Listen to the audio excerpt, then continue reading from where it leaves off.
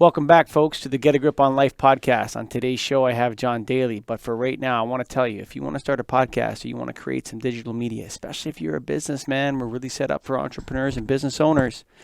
Go to getagripstudios.com. That's getagripstudios.com, baby.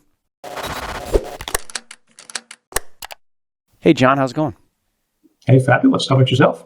Doing well, man. Where are you right now? I'm in Charlotte, North Carolina, which is where I live. It's right in between Myrtle Beach, South Carolina, and Wilmington, North Carolina. Are you guys still suffering from that Dorian stuff, or is that blowing by now? That blew by quite a bit. We got a little bit of it. We were pretty lucky where we were. There were some tornadoes in our area. Most of it was a little bit further to the north, like Wilmington, and a little up towards like the New Bern area. But we were pretty lucky. We've been lucky the last 2 years with those two storms. Yeah, it seems like a wonderful place to live, except between like September and November. For the most part, yeah, it is. So where do you want to start, man? TV host, journalist, author, entrepreneur? Why don't you tell me about one of the books you've written? Well, the most recent book I wrote is called The TV Studio in Your Hand, and I did it with my co-host on my TV show, Susan Anzalone, and our show is called Undercover Jetsetter. And primarily the show is shot and edited and produced off the iPhone. So we do everything right off the iPhone. And so once we began doing it, we began figuring out some tricks. So we decided to write a book about it. And since I had written a book already, I said, let me dive into it first. So what I did was I used the iPhone and I literally dictated the book while I was walking the dog or while I was working out or while I was traveling. And so in about a week, I had the book done. Went over it, kind of cleaned it up. And then Susan's a great editor. So she went and added extra stuff to it and got the photos and bridged a couple topics and brought in some other things, but basically took your ideas. How weird did you look walking down the street talking to yourself? I think most people expect that of me. So it really wasn't. It wasn't that strange. So people think I was talking on the phone because I had the regular earbuds. Sure. Right. They thought I was talking on the phone more than anything else. Yeah. So you and that book, who are you targeting with that book? Like, who is the audience that you want to go after, that you would market towards with that? Primarily, it'd be people who want to travel would be first and foremost. So people who they want to shoot video because they have access to a good camera phone. We just saw so many people that would come back with videos and it was like they were unwatchable, or they just didn't set it up right. So we just kind of, gave them some real simple ideas of how to do it so that, one, you can enjoy your vacation. Too many times people are on a vacation, all they're doing is worrying about their video. No, you're on vacation to be vacationing. Sure. The other thing is that there's a lot of people who get seriously injured or get killed because they're not paying attention to either shooting video or shooting photos. So we wanted to also write about that. The other side is we're kind of targeting businesses because we're actually showing you how you can create your own TV show for your own business or for yourself or for whatever your hobby is. And, we have like 65 shows produced that we've done off the iPhone. And is it perfect television production? No. But at the same time, too, it's kind of cool when you realize it's off the iPhone and the different things you can do with it. So we're I would say the main market is people who are vacationers, or people who are going to travel, who will watch our show. Because the show is travel, food, wine, and golf. So you get all that there. And we go to different spots. And then the second target is really businesses who want to create their own TV show. It's interesting that you say that, because how many shows are there out there that you'd never, like 10, 20 years ago, you and I are sitting around having a beer, playing a game of golf. Hey, there's going to be a show about lumberjacks, and all it is lumberjacks cutting down trees. Or there's going to be a show about ice road truck drivers in the Northwest Territories of Canada driving truck for mines. And people watch these like crazy, John. Like my dad sits around and watches lumberjacks cut down trees. It's his favorite show. And he's like, you know what? I wish I never started a lighting company, man. Mike, we would have done awesome cutting down trees in Northern Ontario. Look at these guys. It's awesome. And he loves it. But I watched the show with him and I'm like, there's so much commercials and all this stuff. The production's great, but you could probably get the 5 or 10 real wow moments on an iPhone and put it out there for a 10-minute blast on your website or something like that if you were a business owner. No, absolutely. And if you hire a college kid or you hire a high school kid, they could probably do the editing for you and put it together because they know what to do with it. The great thing about the cameras, and the Samsung cameras are really good. The iPhone cameras have gotten even better. So there's the Huawei camera is the best, dude. That Huawei camera, my wife has that phone that you guys are legal in the United States, the Chinese company Huawei. Yeah. Those phones kick an iPhone's butt, dude. The phone on my wife has the Huawei phone, unbelievable, dude. That technology, whatever they did, it's way better than iPhone actually. And so I'm gonna have to try that. And again, we travel overseas, so we can maybe get one when we're out of the U.S. But if they're better than the iPhone ones, then that's great. And the great thing about the iPhone cameras is that, and we teach people, to shoot horizontally, and shoot wide. So don't try to zoom in on anything. Go as wide as you can and try to get as much stuff in the picture frame while holding the camera steady. Because in the editing, when you put it into the iMovie, you can squeeze in on something, and it doesn't ruin the integrity of the video. So other camcorders, if you did that, you squeezed in, it would get all grainy. This doesn't, and it actually is sharper. So, and we always tell people shoot in 4K. That's the highest resolution, and then it's easier to edit in it. And get yourself a couple SD cards. Get yourself a couple SD cards and put them in the phone so you can actually record this stuff too. That's the other thing too, because you can eat up a lot of your memory real quick if you're recording. I learned this the hard way because I do some live streaming and a podcast, and sometimes we try to record other things. And if you don't have an SD card in that Samsung Galaxy or iPhone or whatever, you're gonna run out of room on your phone really quick too. Yeah, I've got 256K on mine. So what we do is we try to download the stuff right away to the iCloud and then put it into a Dropbox into categories, so it's easier to go back and edit them. Sure. You know what? Do you actually do any consultations with businesses, like business owners that want to do this, or are you just putting the book out there and saying, "Look, here's what I'm doing. You can do it too"? Or do you actually get into it with business owners and talk to them about making a TV show for their business or putting out this kind of stuff? Absolutely. Yeah. Okay. No, we've talked to a few. One of the things is that one of the reasons why we wrote the book and why we have kind of the instructional videos up there that you can use was that we didn't necessarily want to be working all the time with businesses, showing them how to do it. We wanted to produce our own show. But that being said, if a company was really interested and they really wanted us to come and do it for them, we would do that. So for instance, like right now, we're about ready to sign a deal with a travel company, and they are literally going to bring us on, and they're going to license all of our content to push their different travel that they have. I've talked to a couple of companies that were like, could you kind of come in and do it? The problem is if I come in and I have to do a full show for them and I'm doing it, it's going to cost them a lot of money.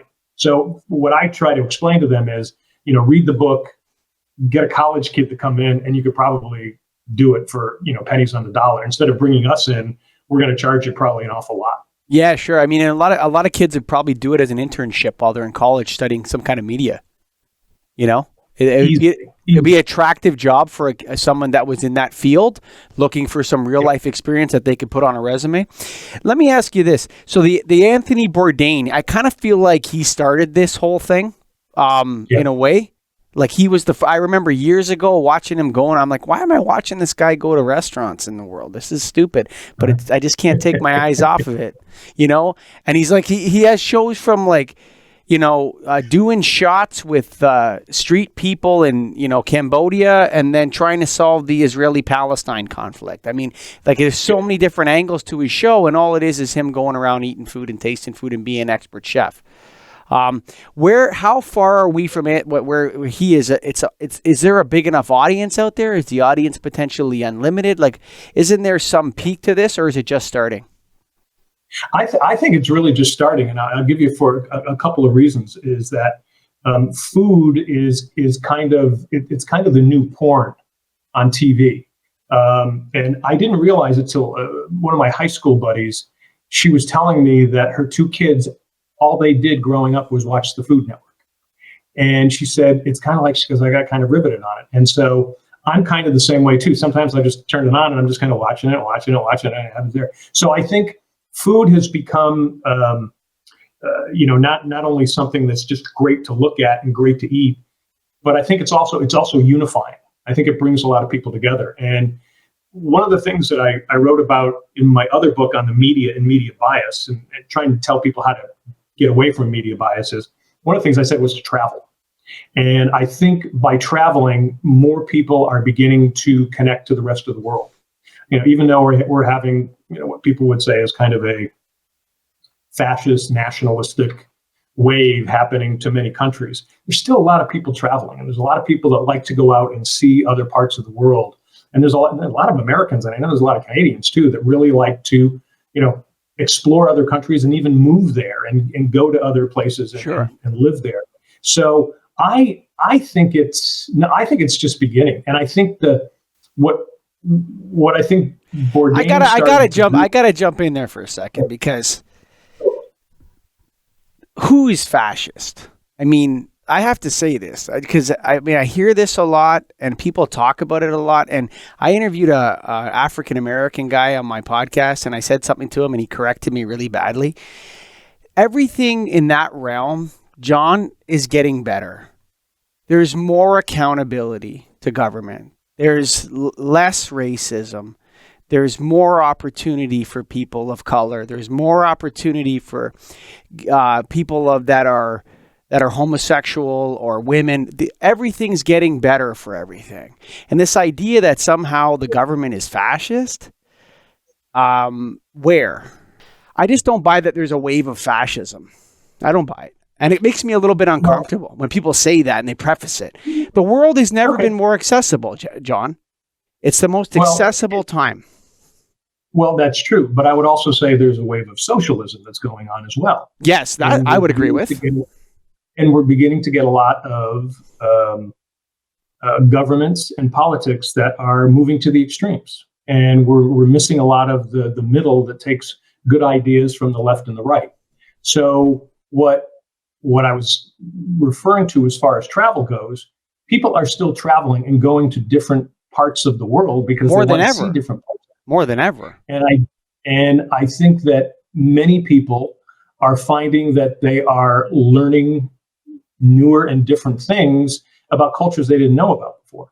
So, we can disagree whether there is a right-wing wave going through most of Europe and parts of Asia and the United States. But whether you think so or not, the world is changing in many, many ways. And it is, in many ways, it's looking for more order, which is why they move toward a more nationalistic or a person who's a figurehead, who's a leader. And that's what they're moving towards, because they felt that parliaments and congresses haven't been doing the job. So they're moving in that direction. And that's what's been going on.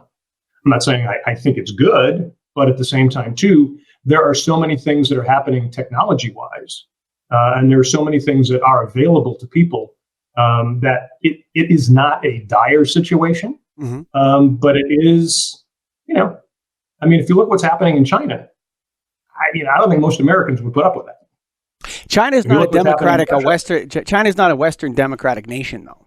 So, correct. I mean, Xi Jinping just came out and said, "I'm the boss forever."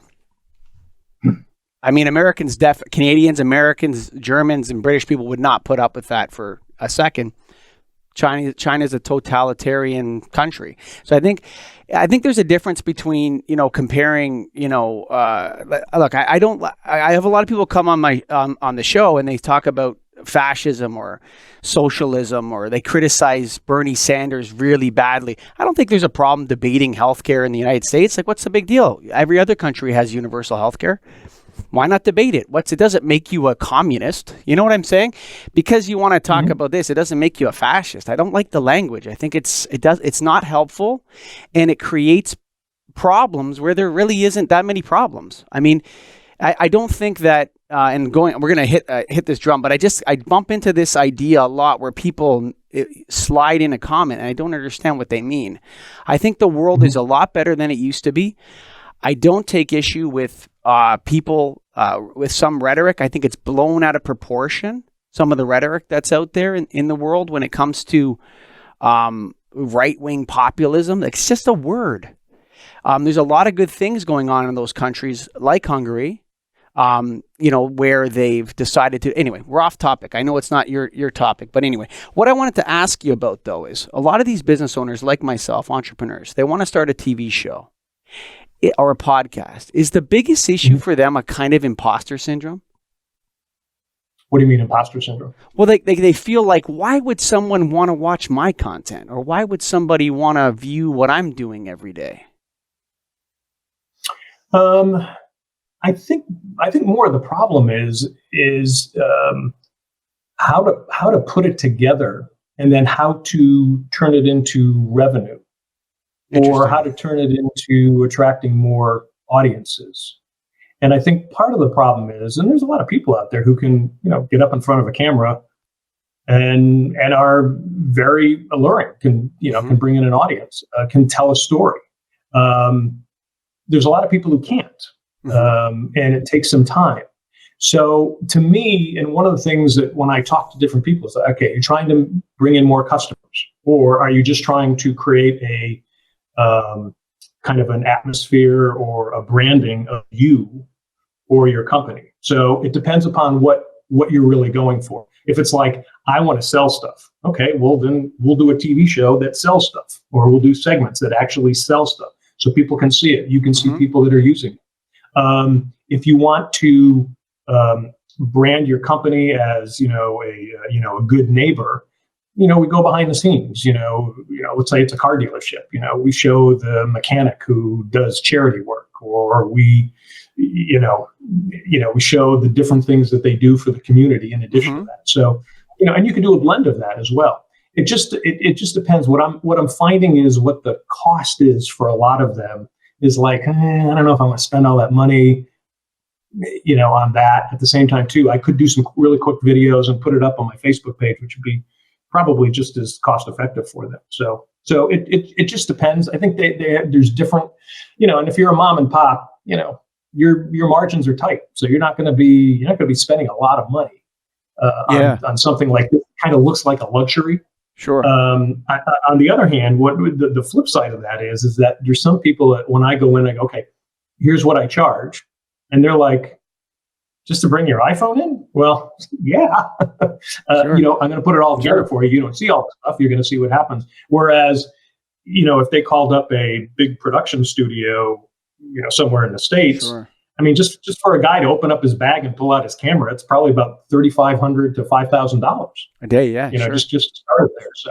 So it depends. And I think it's growing. I think once we get more wired, and I think once companies start really beginning to understand that they are going to reach somebody with this stuff, you'll start seeing more companies doing it. And you'll start seeing more companies having the skills to do this. Sure. I talked to there's a couple directions I want to go. I'm just going to write something down. You ever heard of this guy, Peter Drucker, that management consultant? Yes. So he's like the grandfather of all management consultants. Anyway, he always says, start off every conversation by asking yourself, who is the customer, right? And then what does the customer want to buy? So whenever we get someone in the studio that they want to start a podcast, and they say, so I've started a successfully monetized video show and podcast. And I asked them, like you said, is this a marketing tool for the products you're selling? Is it something that you want, so it's for the customers that you invoice? Or is it for advertisers? Because that kind of, if you don't start off with knowing that when you're going to do some video blog, or you're going to create a TV show, or like a TV show for yourself, or if you're going to do a podcast or something like that, you don't aim correctly. You know, if you want to have the show sponsored, you gotta make it so for someone that you got to make some content that's people are going to look at, that a sponsor would buy those eyes. You know, so it changes the focus of the way you make the show. Am I correct on that? Like, absolutely. So, you know, for instance, like we do our show, and it's just, you know, we try to take you off the beaten path to places, you know, you haven't been to before. Sure. You know, dishes you hadn't tried, or areas that you've never seen before. But if we were, you know, sponsored by Marriott, you know, we'd go find Marriott hotels and do different things in Marriott hotels connected to it. So, so that's, you know, that's that. And again, one of the deals that we think we're about ready to sign is, you know, we're going to be hitting the locations, the cruises that they highlight that they want. And so we'll be, you know, highlighting them. Like, for instance, for us, it's really difficult when we're traveling and like we're on a cruise line. Like if we're on Royal Caribbean, I mean, we can't mention them. They don't want us mentioning them. You know, they're very careful about, you know, we can't interview any of their employees. They want control over it. So, but you're allowed to film your show on their ship? We can, but we can't necessarily mention them. Interesting. Okay. Or if we do anything, they have to do that. But I agree with you. I think that, you know, once you figure out who, you got to take care of your sponsors. Sure. You know, that's just, you know, that's just aim to create the kind of content they would want that the people they want to advertise to would want to view. It's not like you want to kiss their butts. And it goes back to, I wrote a note here when you started talking. It's like, quality, yes, you're never going to be as high quality as a TV show, and you're probably never going to be as high quality as a good podcast or a good video show. But it's the content that really matters. If you make interesting content, people will watch it. And if you can make specific content like my lighting show aimed at people that buy over $1 million of wholesale lighting components. So if you make content that's interesting to people like that, you can find sponsors for people that will want to sponsor that program. So content matters. Tell me a little bit about this book here, Truth, the No BS Guide to Navigating a Media Biased World. That is a book I wrote in 2005. It was right after the 2004 presidential election where George Bush was reelected and beat John Kerry. I had so many friends. In fact, one of them was Bryan Cranston, who ended up playing Walter White on Breaking Bad. And they kept contacting me about, can you believe this? Can they see this? And I go, well, we'll take a look at this story, or take a look at some of the other things here. And so I was just giving them alternatives. And again, this was 2005. And so I had like 3 or 4 people say to me, you need to write a book on this. So I literally wrote a book on how to get away from media bias, or how to understand media bias. Sure. Primarily what I told people is that, excuse me, the media is biased, get over it. And the way to do it is, you know, to be an important journalist for yourself. And it's a method. It's called the Royal method, ROIL, royal things up in your head. It was read, observe, interview, and learn. And primarily, how to read, you know, how to observe, how to watch television, how to see things in your own area, and then also how to interview. You have access now to so many people that are experts that you could actually talk to or communicate with. So primarily what I was finding was that a lot of people were, even more so now, were just getting wrapped up into whatever they were stuck watching. And being in television news, I also had some problems with the way television news was transmitting information. And I don't think they were really educating people as much as I would like them to. When I was a newspaper reporter, I thought we were doing that more. So primarily, I wrote the book, and I'm attempting to rewrite the book. Because I think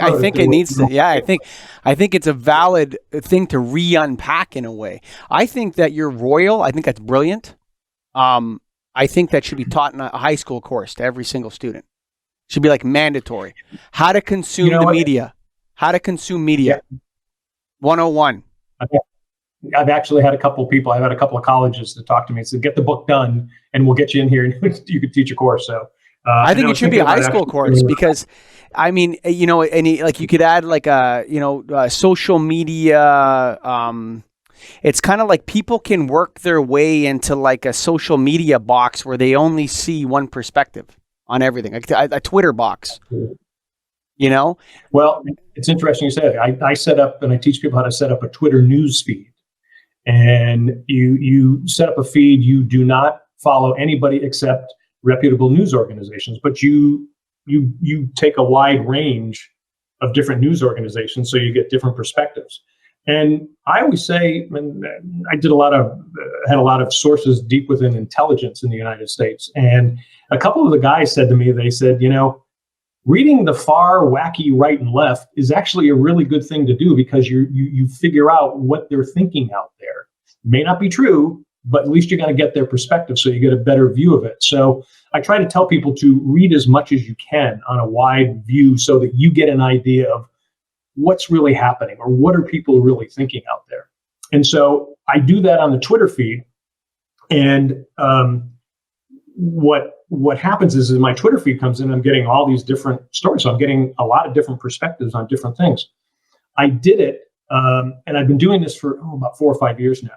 The massacres in the terror attack in Paris, the attack that hit Charlie Hebdo? 3 different areas. The Charlie Hebdo one? In 1985. Oh, 1985. No, the one in 2015. And it was the coordinated attack where they hit some of the downtown areas. They hit a soccer game. Oh, and, right. Yes. Okay. Yeah, I know the one you're talking about. So I tell the story of how I realized this Twitter feed was valuable was that I'm literally coming off the golf course and my phone is just going nuts. Mm-hmm. And it's this attack. So by the time I got home, we were having my wife and I were having dinner. So I had the TV on. I was flipping through different channels. I had the laptop with my Twitter feed, and all of a sudden, I'm just kind of resending out all these different things that are happening. And so I got the State Department, and I was able to send out stuff. Here's the phone number, and I started doing all this stuff. And I did it for about 3 or 4 hours, and I got a number of emails from people saying, "Thank you so much. I followed you the whole time until I found out that my child was okay over in Paris."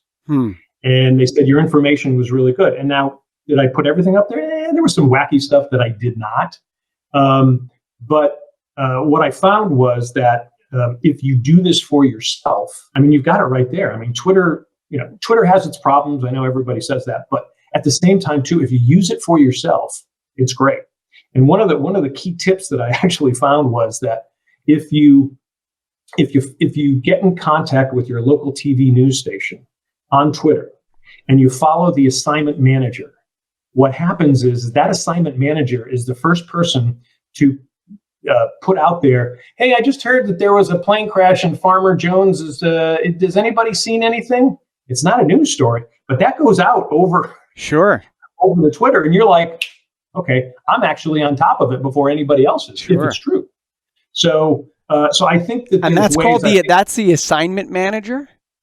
Yeah. I don't know how it is in Canada, but in the U.S., the assignment manager is the person who's on the desk listening to the radios and the scanners, and they're the ones who are going to pick up the phone and say, "Hey, Joe, get your cameraman over there. This is what's happening now."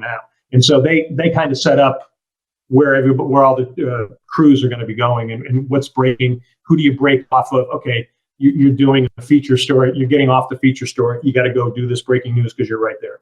So that's okay. So the assignment manager is the key person. I want to ask you a question because I feel like you first guy that I think could help me with this. I think there is a problem in Canada, in Ontario for sure, and probably across the United States, with people have slowly and steadily abandoned local news.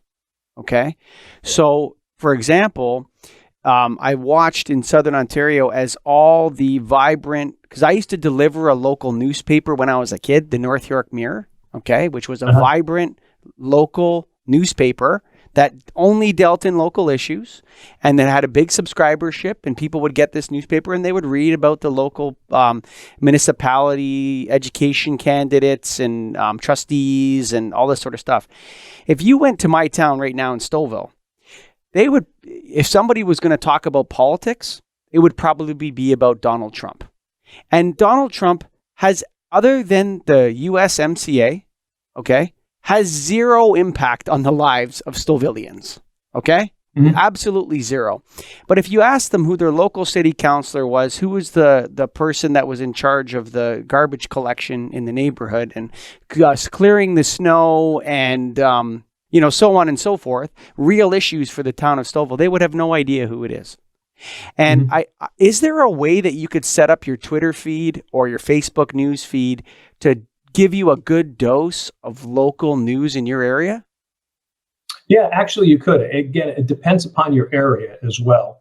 And what we're seeing here in the US, and you might be seeing it there, is that local news in the cities, especially the bigger cities, is actually doing very well.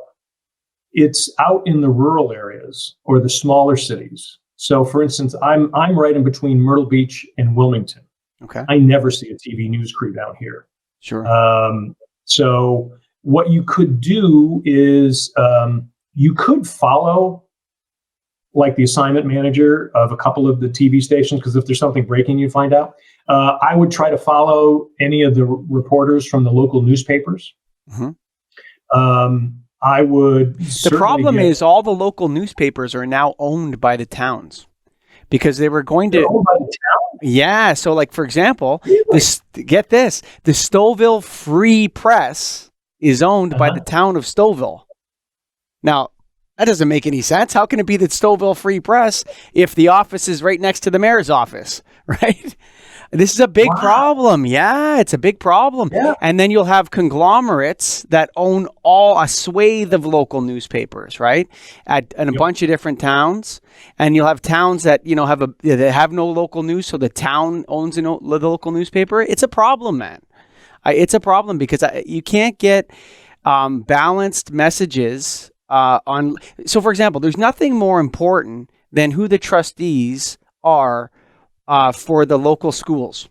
Okay, that's a very important issue for people that live wherever, right? Who's the trustee? Who's spending the money? What are they doing? Are they building the school? Are they adding the extra? Like if you have concerns about autism or children with Down syndrome and how they're going to be educated, you need to know who your trustee is and find out what they're doing in that area. Very difficult to find news on this sort of stuff, man. It's very, very difficult. And it would be I think we, as a one of the benefits from the stuff you're working on now, which is this resurgence of, it's almost like democratization of media in a sense, because of the phones, would be the reemergence of local news and things that matter to people. Absolutely. And people can, they can take it into their own hands. I mean, if they've got, a good phone camera, sure, and they've got a little bit of journalistic ideas and integrity, go do it yourself. There's an organization that's just starting in the US. They've approached me about doing some instructional videos for them, and it's called news.tv, and it's NOOZ.tv. They're just kind of getting off the ground. So I've been like, okay, well, let me see if I can help you in some respects. So I'm waiting on that. But what they're doing is that it's, individuals become local broadcasters. Yeah. And is it strictly what you would call traditional news? Probably not. It might be a little bit more on, here's what's coming up, and you have an oyster festival coming up or something like that. That they can talk about that or kind of promote that. But I do think, as more rural towns get wired, so that you've got high fiber going right into someone's house, not only will it help the education, it will help the economy, but it also help creating your own newscast. So, for instance, I mean, if I wanted to create my own newscast, I could do it. I could go out and do 2 or 3 pieces a day, air it, put it on, a website. The problem is one, you've got to get some money to market that. So you start reaching people. It's no different than, when I was a TV news anchor in the different cities I was in. The biggest thing to get ratings was for the news anchor to go out and do public events, so people knew who the person was. So you Sure. talk to them. Oh, I trust him. Oh, I know. Oh, yeah. I think I'll watch him. Yeah, I'll watch him instead of the other guys. And it's almost the exact same way. And I think that is going to start happening. I think you're going to start seeing, neighborhoods having their own newscast. Now, will it be hard-hitting news where, we found out what Joe was doing the other night? No, it's going to be more, here's what's happening in your neighborhood. Here are things to look out for, warnings of, hey, we saw somebody walking around the neighborhood that doesn't belong here. You need to look at that. Here's some video of the guy. If you hear anything, that type of stuff. And, So Jessica's cat went missing. Jessica's cat went missing, and she's a brown tabby, and she's about this big, and here's a picture of her. Absolutely. So you're beginning to see that, and I think it's going to happen more and more. I think it's this iPhone camera is going to be ubiquitous. I mean, you'll be able to go live from anywhere. I mean, I'm talking to you live from. It's crazy right now. Here. Yeah. So, John, I got a theory for you. So, a lot of the we had a little bit of a thing about the fascists and all this sort of stuff. I don't actually buy that. I think it would be impossible for anybody like a Mussolini or a Hitler or the Spanish guy too, Franco. I think it'd be impossible for one of these jerks to come along and get his hooks into an industrialized nation state and use that to further some disgusting agenda of genetic superiority or one of these things that went on in the 20th century. I think we're past that. I think a lot of what's going on is like a reverse globalization. And it's starting, like you can see it at the nation state level, where people are kind of going, you know what? It's time to, like, this idea of the world being open and, we have to dollar stores everywhere, consumerism, all these people withdrawing from that. And what you're seeing is like sort of a pride in nation emerge at a high level. And, the ivory white tower class sort of looks at it with suspicion and says, we've seen this before. This is this. But I think it's something new. I think it's people in a way trying to recapture their identities and draw themselves out of the globalized world, because, I don't think people want dollars. I don't think they want dollar stores and more stuff, which is what globalization delivers to them on a platter, and more engagement or addiction, whatever you want to call it, to their phones. I think they want to take their communities back, and the zeitgeist, I don't think, is one of tyranny and communism. I mean, you got to distinguish between socialism and communism. The United States could use a little dose of socialism here and there. And it is a welfare state, as much as America doesn't want to admit it. I mean, if you look at how much money you guys spend on Medicaid, Medicare, social schemes for the elderly, you guys are a welfare state. You're not capitalist. You're a social democracy. So if we look at all this, I think what we're seeing across Europe and the West, and even into Central and South America with the guy in Brazil, Bolsonaro, is like a kind of establishment of boundaries, and it's healthy. It's like, this is Brazil. This is not China's playground for lithium. And the idea, or whatever it is, you know what I'm saying? Like, this is not like globalization being used to justify the mining, the split mining of Indonesia for lithium, because China has so much money, they can just go in there, and Indonesia turning around and saying, you know what, we're gonna enough, but it gets put out as kind of like, these leaders are not free trading, or they're not, they don't like this trade agreement or whatever. And I feel like it's more an expression of people saying, maybe globalization has gone far enough. Maybe we want to be Brazilians. Maybe we want to be Hungarians. Maybe we want to be Israelis or Palestinians or something different, and pulling back their identities and saying not everything is about economics, actually. Is that fair? I don't know if I ranted a little bit there, but. No, I think you're absolutely right. I think that the difference is, and I probably the same thing for Canada as it is here in the United States, is that um, we don't necessarily look at people as they're Americans based on what they look like. America is based on an idea. And I think what a lot of people worry about that is that now you're pushing people away. And I've always said it's not one party that's doing it. It's both parties. Both Republicans and Democrats are doing this. We should have had a much better immigration policy like Canada has, where you come in here based on certain criteria. Sure. Part of So I would agree with you, and you're seeing that in the United States, that there's a lot of people here in the United States, especially the baby boomers.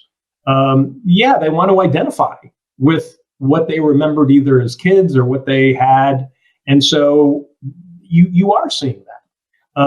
I think that there's, and again, sometimes we simplify stuff so much, but I think there's so much complication to what's happening here in the United States. I think, and you hit one of the biggest things. We're an aging society, and there's more people who are taking money rather than contributing to the economy, and it's great. Our Medicare system is great. It's a great system. Problem is, it's just way too expensive, and the average recipient of Medicare benefits probably only pays in about 30 to 50% of what they're going to use in a lifetime. So who's paying for that? It's the younger people coming up, which leads to me what I think the second cause is, that we've got technology that is, if not taking away jobs, it's reducing salaries. Now, at the same time too, right now our unemployment's down at 3%, which is phenomenal. But there's a lot of people who are having a hard time making ends meet. And so we're getting a lot of the income inequality. But we're relying on those people who either have huge college debt, and at the same time, too, they've got to pay for the other Medicare and Medicaid bills that hadn't been paid by the older folks who were taking it. So you start getting all that, and you start seeing a lot of businesses that are becoming kind of weaponized in the United States. And I'm talking about the media. I'm talking about politics, and I'm talking about healthcare. And as a result of it, you're creating a lot of profits, but you're not creating a lot of good for the common good. Or value. There's no value to it. Yeah. And there's not a lot of, there's just, what's happened over the last 20 years in the United States, and I don't know if it's the same way in Canada, but we had kind of an unspoken social contract. And this is the way it used to be all the way up until the 1990s. If you worked hard, you didn't get into trouble, and you were a decent person, you were going to have a roof over your head and beer in your refrigerator. Sure. After the That's the Minnesota dream. That's the Minnesota dream. Well, and it's like, for a lot of people, I'm okay with that. That's great. That's fine. Now, granted, there's a lot of people that, they want to be millionaires, they want to be billionaires, but that main contract, the social unspoken contract, that got obliterated after the Great Recession. And as a result of it, there are people who were working hard, they got to work 3 jobs. They got to take care of kids. They got to go take care of elderly parents. Sure. So there's just so many different factors that are coming in, and it's so complicated to try to unfold and to try to get people to take a look at this. Here's what we've got to do. And as a result of it, because we have here in the United States, we've got 2 parties on the extremes, and they won't listen to the other side to at least. I got to jump in here because I think that most Americans don't realize this. And I think, I don't know if I'm the first person to say this or whatever, but the breakdown of political compromise in the United States is the world's most dangerous problem. I would agree. I would agree 100%. It's so bad right now. I mean, like the fact that people can't have a conversation about immigration in the United States of America, like sit down and have a conversation about the pros and cons, the various issues that exist with an immigration policy, without shouting at each other and calling each other names and racists and you're anti-American and this and the idea of racism coming into the conversation is so scary, man. It's beyond belief. It is, and we're seeing a lot of it here. And one of the solutions that I always talked about, and you hit it right there, was that in the United States we could use a dollop of socialism. We just need a little bit in there.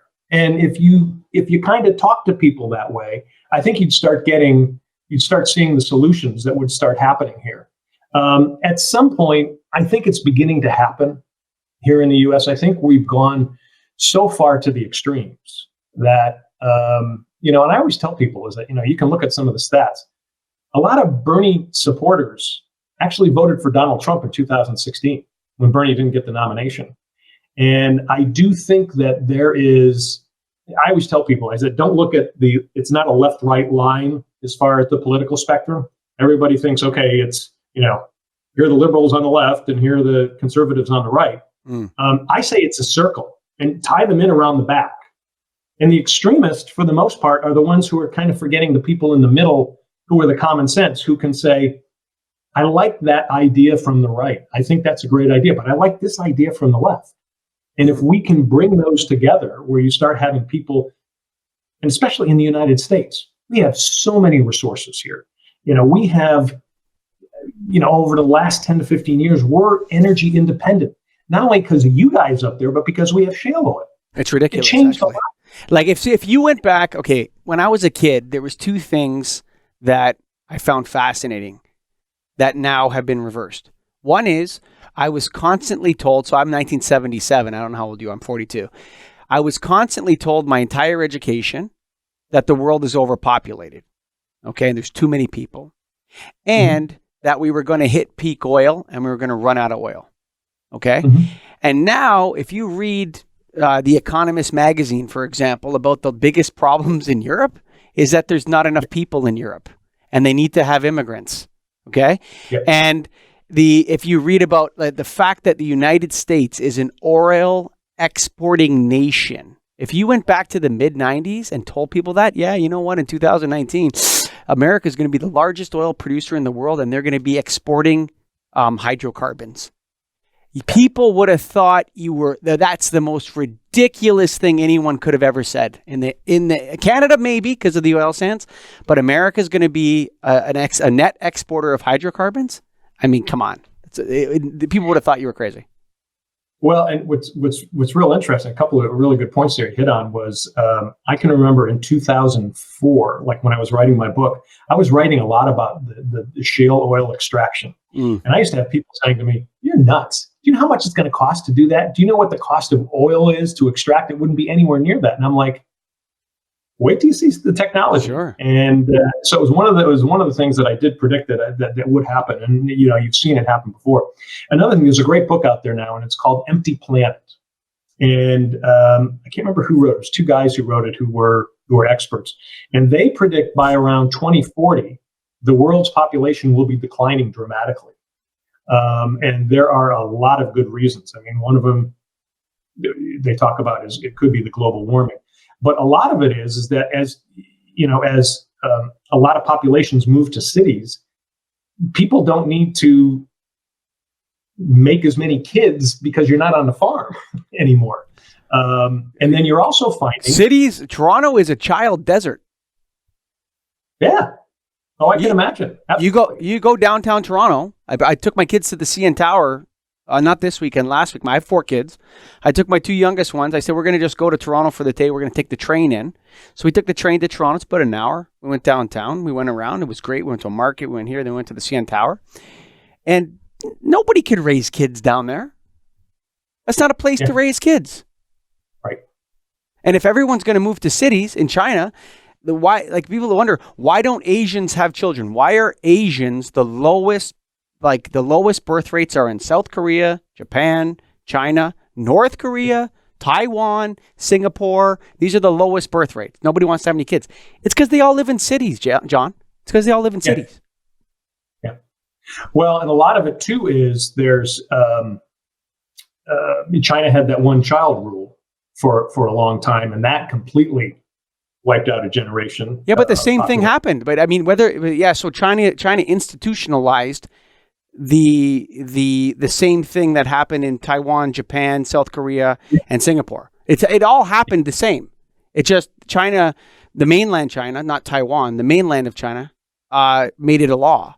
But the same thing happened everywhere. Well, and you're also seeing in Japan, and my brother-in-law is a tenured teacher in Japan there for 30 years. And one of the things he was saying was that they have to, and go back to our the previous topic we were talking about, was Japan now has to start bringing in a lot of immigrants.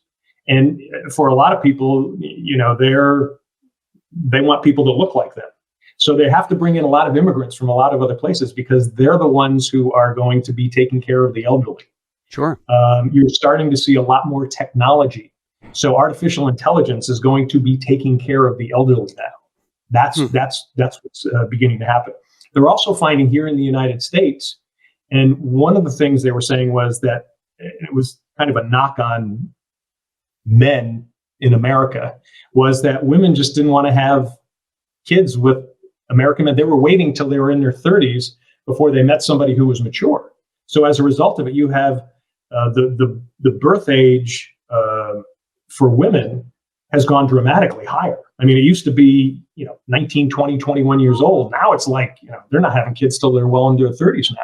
So that's where you're beginning to see a reduction of it as well. So it's a fascinating book. I don't have the authors, but it's called Empty Planet.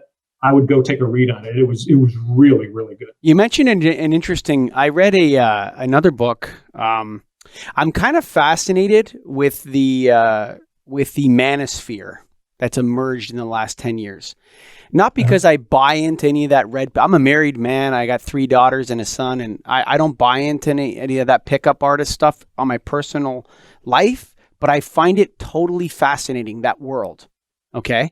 And I think that there's an interesting, the idea that women hit their 30s and realize that they can't find any mature men or anything like that. Mm-hmm. I think that's more a result of them exiting the candy store, and a lot of the men that are at that age entering the candy store, the candy shop, if you know what I'm saying. Uh-huh. So women kind of hit their sexual attractiveness prime, like 21 maybe. 21 to 28, and men hit their sexual attractive prime like 35, 34. That's when men are attracted generally to looks, and women are attracted generally to status. And so men hit their high status looks balance point between the ages of 32 and 40, and women hit it between 18 and 25. So you have this mismatch. And because people don't get married young anymore, because they're waiting, this idea of waiting, women wait. Now they've exited the candy shop, and now none of the men are mature though. And men are entering the candy shop and like, wow, first time in my life, all these girls are attracted to me. I have a good job, I have a nice car. I'm not getting married. Yeah. And there's a mismatch there. I found that argument in the Manosphere kind of anecdotally on the side makes sense to me. But I want to ask you one more thing. Yeah. You talked about the idea of the news and understanding the news, and America and Canada not being ethnically homogenous nations or even built on any kind of ethnic homogeneity. Okay. So there is no idea, this idea that, America is a white nation or a German nation or whatever. It's when you're understanding things from Japan and Europe, as opposed to how they happen in America and Canada. Canada and America are countries of immigrants and refugees coming together around an idea, like you said, the social contract of you work hard, you can play hard, right? If you work hard, you're going to achieve. But countries in Europe and Japan and Asia are not that. They're homogenous nations. And so when we compare ourselves to them, it's not really appropriate because Germany is an ethnically homogeneous nation based around race and culture. And like Germany is a place for people who are German in a sense, or Hungary is a place for people that are ethnically Hungarian, and Japan is a place for people that are ethnically Japanese. America never talked about this before. Why are we talking about it now? What's happening different now that America and Canada are starting to have these conversations? And I think it's wrong, but I think it's interesting that conversations about race are re-emerging in 2019. Do you have any insight on why that is? Or why that would be popular? One, I think there's a couple of things. I think there's, because at least the way the populace of the United States is going is that, probably in 20, 30 years, whites will not be a majority. So I think that there's some people who are concerned about that. I think the election of Barack Obama threw a lot of people off into, oh my God, we have a black man. Most people don't realize he's part white. He had a white mother. And he's actually only 1/4 white, and 1/4 black. He's half black, half white, right? He's like 50 per 50. But that's the obsession with purity and whiteness. It's like, take Tiger Woods, okay? Tiger Woods is not black. Tiger Woods is his parent. I think his dad is half black, half white, like Barack Obama, and his mom is from Cambodia. Yeah. Right, and it's like, but to be a white guy like me and you, like Steph Curry, you put a blonde wig on Steph Curry, and that guy's a white guy, right? It's true. Yeah. But you know what? Yeah. He's only, whatever. He's 1/8 black, so he's black. To be white, you have to be 100% white. That's the weird issue of the whole thing. Well, and I agree with you. I mean, I keep telling people I'm Black Irish, but so I have either some Spanish or some African blood in me, just because of the Spanish Armada sinking off the coast of Ireland in 1588. So there has to be some of that. I think there is, what to me seems to be happening is that, I want to have my America or my country the way I want it or the way I remember it. And they're worried about, all these immigrants coming in, and it's understandable. On the other hand, it's, what I'm beginning to see with my friends who have kids, a lot of these kids are mixed marriages. I mean, they're black and white, they're Hispanic and white, they're Asian and white. And so there's a lot of that going on. And to me, what I think is happening is that I think that the younger generation I don't think they see that. I really don't. I think they're kind of like, whatever. Whereas I do think the baby boomers are more concerned about that than anything else. And I think you're seeing that in a lot of people that are creating that. The bad news is that what gets so convoluted about it is that the Republicans were like, yeah, we kind of like that illegal immigration because we get some really cheap labor. And then on the other hand, it's like, no, we don't want that in there because they're going to all become Democrats. And the Democrats were like, no, we don't want it in here. We want to protect unions, and then at the same time too, oh, no, we do want all those people because they'll become Democrats. Yeah, it's wild, and we figure it out. And as a result of it, we had nothing as far as immigration goes, because both sides, when they try to come up with a compromise, the other side wouldn't. So you've got that. And I think there's a white fear. I think that is it the majority of the country? No, I don't think I have it. But there's a lot of people worried that, the browning of America, it's going to be different. And it's not going to be the same. It's not going to be like the 1950s with Leave It to Beaver. There are some people who are upset about that. But I do think there's going to be a slow progression where, and I have a couple of friends of mine they're of Mexican descent, but they're like the third generation here. Sure. You wouldn't know that they came from Mexico because they're like an Irish guy, Sure. They're just, so I just think time is gonna help with that. And I do think there are better times ahead here in the US. And I do think that it's just going to take a little time. And, some people are going to get angry in the midst of it. But at the same time, too, I think we're beginning to see, I think technology is going to be really helpful to us. I think we're going to be back on top of things again. One of the major problems in the United States is with terminology. Okay. When it comes to this issue of new Americans, okay, Americans not born in America, okay, is that someone needs to come out Nancy Pelosi, Donald Trump, I don't care who it is, and say, definition of immigrant, definition of refugee. Yep. Two different policies. We have an immigration policy here, and we have a refugee policy here. And those two things, they are not the same thing, right? And this idea of illegal immigration is a crime. Being a refugee is not a crime. And so you need to, people need to distinguish in the argument ASAP.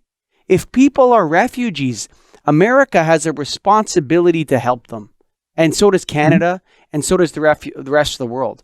But America doesn't have a responsibility to take in people that want to move from Honduras or from Cuba. It's not the responsibility. And, it's like Canada has a lot of Asian immigrants, okay? And they come in based on the amount of money they have, the education.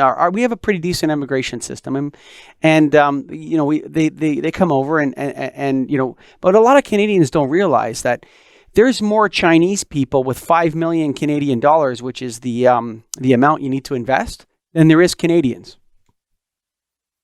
Wow. Right? So we can't take all of the people in India because they want to move to Canada, I want to leave Guatemala. Okay. Great. Don't get on a train and come to America without your paperwork. That's not a racist thing to say. No. If you want to move from your country and you want to go from Honduras, not everyone that's in Honduras, that's the other thing. Just because their standard of living is not at the American and Canadian standard of living, which we have worked towards for generations, okay, to establish this wealth. Just because you don't like Honduras and you live there, or Guatemala or Mexico, doesn't make you a refugee because the GDP of those nations are less than that of Canada and the United States. That doesn't qualify someone as a refugee. And the problem in America, the way I see it, is that there's this total dilution of what an immigrant is versus a refugee. And that's the fundamental basis of the problem, going back probably to George Bush, maybe even back further to the first George Bush. I don't know. Am I wrong about that? You're absolutely right.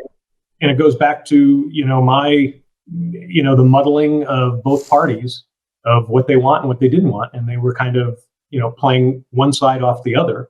And that's it. I do think that what we should do here in the U.S. is create a policy so that you do have those definitions like you're talking about. But I also would say we need to do something to reach out to help those countries so those people will stay there, so those people will have something. And I think part of, it's part of a trade policy, and a lot of these countries, they don't have the abilities or the resources that we have in the U.S. and also Canada as well. So I do think there needs to be some help to them. I'm not saying you give them money. I'm just saying you try to help them economically. Well, Sweden did a study. Sweden did a study that rather than taking in Syrian refugees, for the same amount of money it took them to bring a refugee to Sweden or whatever, they could help 50 Syrians in Syria.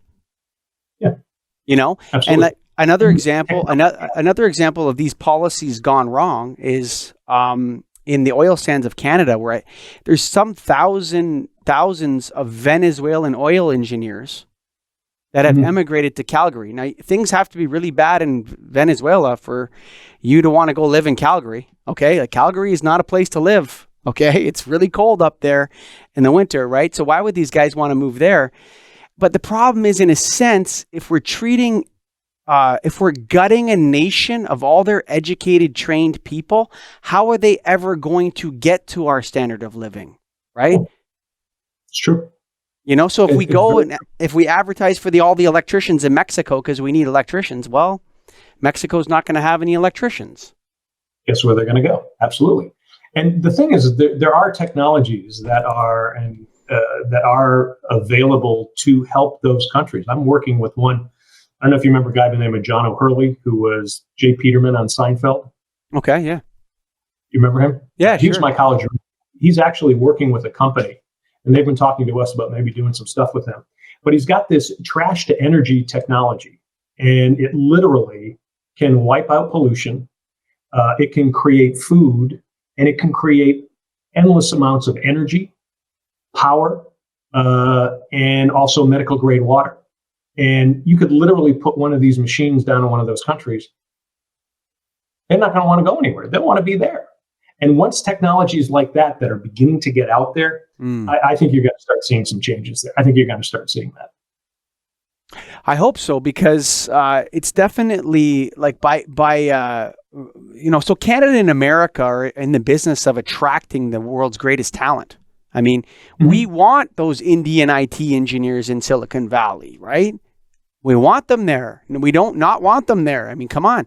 And the same thing in Canada. We're in the business of taking the world's best people, bringing them to Canada, the United States, and let's make them make us rich. Right? I mean, if they're so competent and make good businesses, right? But I think there's a point at which we confuse all these things: immigration, illegal immigration, refugee, and we got to define them.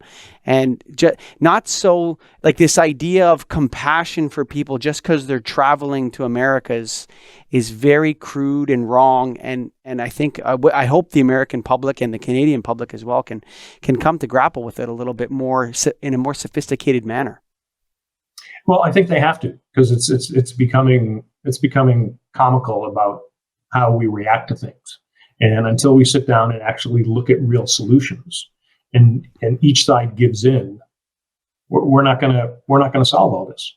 And at the same time, too, there is no panacea. There's still going to be problems. There's still going to be people who are going to be leaving those countries or who are having problems in those countries. Can't help everybody, but at the same time, too, like you said, we've got to be compassionate. We've at least got to reach out and be there, and then also offer them solutions to keep them there. John, you got to finish that book, Royal 2. I don't know what you're going to call it, ROIL 2. The world needs it, man, for sure. It's going to be called Informed, Not Inflamed. Beautiful title. John Daly, thank you for being a guest on the Get a Grip on Life show, man. Thank you so much. Folks, if you want to find out more about John Daly, all the links are on the website. We're going to put up his social media, links to his books on Amazon, all that kind of stuff. Fun time to his website and that. But if you want to start your own media, check out John's stuff, because he's teaching you how to do it too. He's teaching you the actual how to use your camera, all that kind of stuff to make, as we talked about in this conversation, to make local news. There's so many. The ideas are endless right now. And in fact, I think John would agree with me on this, that in some ways it's never been the best. This is the best time to be alive in the history of being a human being. You got the world, all the world's knowledge in your hand. And you got boxes on the wall that make your room the perfect temperature a human would want to live at. If you went back and talked to Socrates, he probably wouldn't believe you if you told him what America or Canada was like in 2019. So go to getagripstudios.com, start your own podcast, and tell everyone about it. But for right now, thanks for listening. I'm out. That's been John Daly on the Get a Grip on Life podcast.